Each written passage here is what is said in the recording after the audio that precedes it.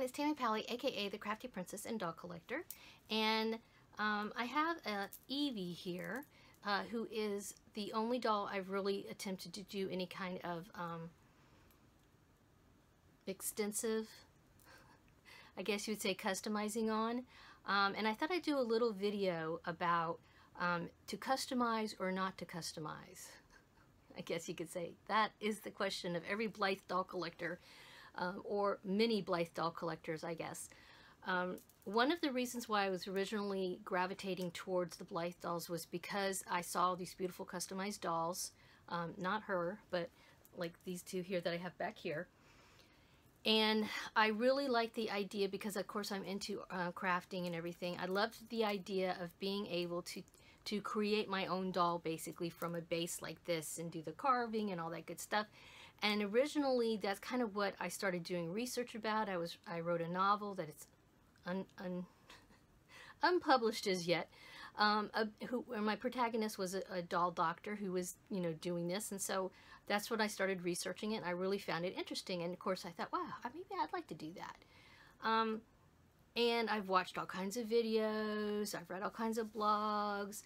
I did buy some supplies, knives, and some face plates. I bought this doll specifically with the idea, this fake doll, to customize her. And I did end up, cutting her hair. Okay, whoop-de-doo. Changing out her pull strings and adding the charms. I gave her sleepy eyes. Okay, decorated her eyes. And I switched out her body for a Leica body. Okay. And that after I did that, it was quite a bit of an effort. I've done a video about it and everything. I ended up chipping one of her eye sockets there. I don't know if you can see it if I don't open her eyes back up, but you can see it right there. So yeah, it was not an easy feat just to get this doll done. And I didn't do, that's no carving, that's no face up. She came matte already, so that wasn't something, I didn't know she was going to come with a matte face. I thought I was going to, spray paint, her face and everything with the MSC clearer stuff, But anyway, I'd been collecting all the tools. I had some extra face plates, that kind of thing.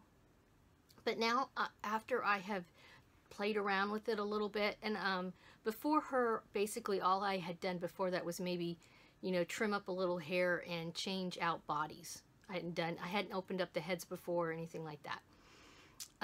But I was thinking, well, that, next summer, because I get some time off from school, I'm a teacher, I'm going to carve a face. I'm going to carve one of these dolls' faces and all this kind of stuff.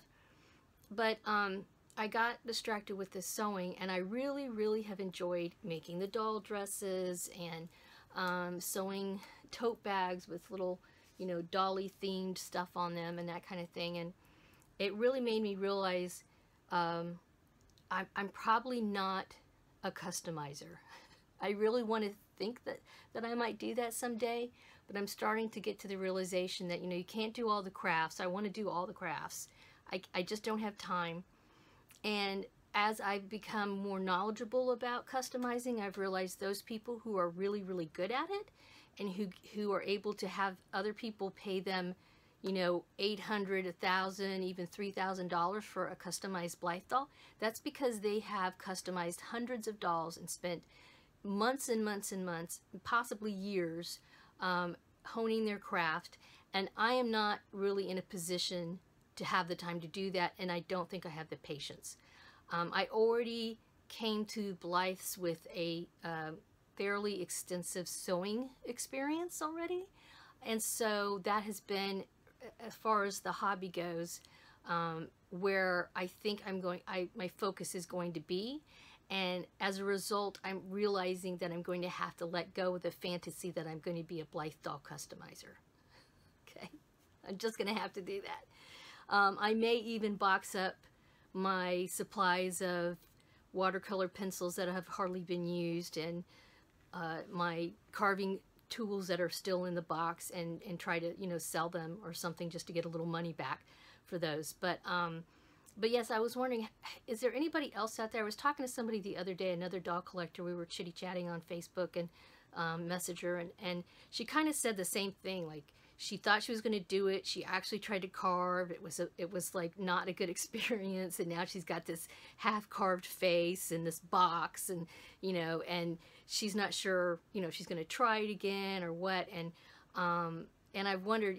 I think she and I are not the only ones that have had this sort of unfortunate epiphany that customizing's not our thing.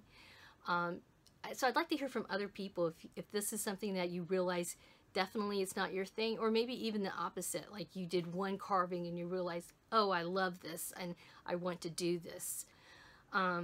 So yeah, give me your thoughts. To customize or not to customize? Are you going to become a customizer?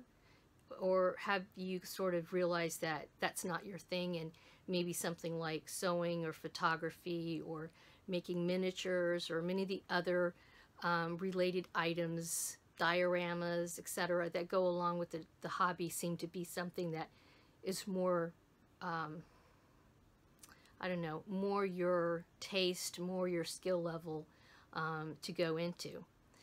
As usual, I appreciate a thumbs up, and I'd like to hear what you had to say in the comments below. Don't forget to hit the icon bell there when you subscribe if you haven't already. Have a wonderful Dolly Day. Bye.